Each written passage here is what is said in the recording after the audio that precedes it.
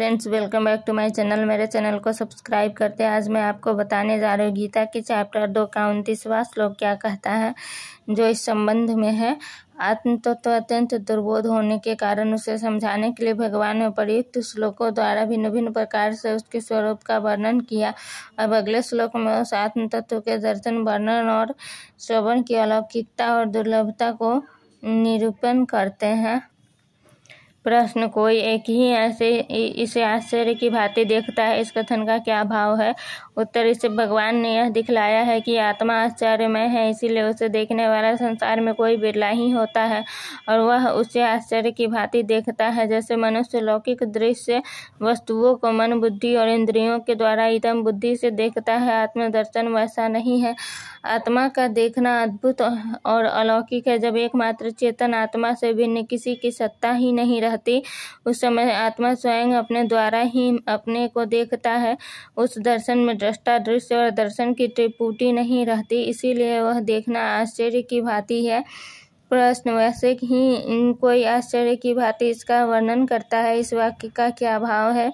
उत्तर: इससे भगवान ने यह भाव दिखलाया है कि आत्म साक्षात्कार कर चुकने वाले सभी ब्रह्मनिष्ठ पुरुष दूसरों को समझाने के लिए आत्मा के स्वरूप का वर्णन नहीं कर सकते।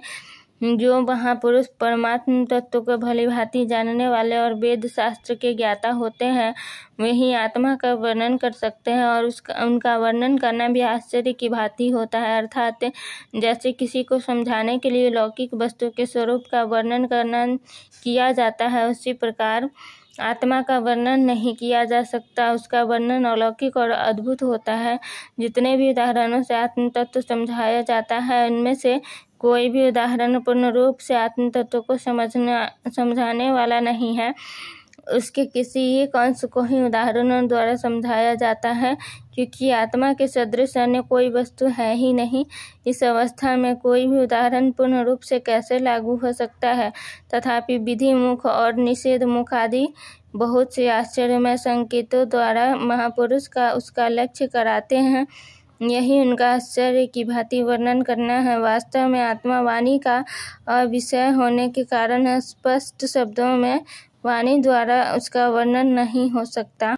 प्रश्न दूसरा: इसको आश्चर्य के भांति सुनता है, इस कथन का क्या भाव है? उत्तर: इस कथन से भगवान ने यह भाव दिखलाया है कि इस आत्मा के वर्णन को सुनने वाला सदाचारी, शुद्ध चित्त, श्रद्धालु, आस्तिक पुरुष भी कोई बिरला ही होता है और उनका सुनना भी आश्चर्य की भांति है। अर्थात जिन पदार्थों को पहले सत्य, सुख रूप और रमणीय समझता था तथा जिन शरीर आदि को अपना स्वरूप मानता था, उन सबको अनित्य, नाशवान, दुख रूप और जड़ तथा आत्मा को उनसे सर्वथा विलक्षण सुनकर उसे बड़ा भारी आश्चर्य होता है, क्योंकि वह तत्व उसका पहले कभी सुना या समझा हुआ नहीं होता तथा किसी भी लौकिक वस्तु से उसकी समानता नहीं होती। इस कारण वह उसे बहुत ही अद्भुत मालूम होता है और तथा वह उस तत्व को तन्मय होकर सुनता है और सुनकर मुग्ध सा हो जाता है।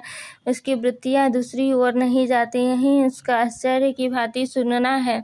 प्रश्न: कोई सुनकर भी इनको नहीं जानता, इस वाक्य का क्या अभिप्राय है? उत्तर: इससे भगवान ने यह भाव दिखलाया है कि जिसके अंतःकरण में पूर्ण श्रद्धा और आस्तिक भाव नहीं होता, जिसकी बुद्धि शुद्ध और सूक्ष्म नहीं होती, ऐसा मनुष्य आत्म तत्व को सुनकर भी संशय और विपरीत भावना के कारण इसके स्वरूप को यथार्थ नहीं समझ सकता।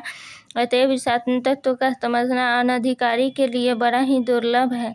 प्रश्न: आश्चर्यवत पद यहाँ आत्मा का विशेषण है या उसे देखने, कहने और सुनने वालों का अथवा देखना, वर्णन करना और श्रवण करना इन क्रियाओं का? उत्तर: आश्चर्यवत पद यहाँ देखना, सुनना आदि क्रियाओं का विशेषण है। क्रिया विशेषण होने से उसका भाव कर्ता और कर्म में अपने आप ही आ जाता है।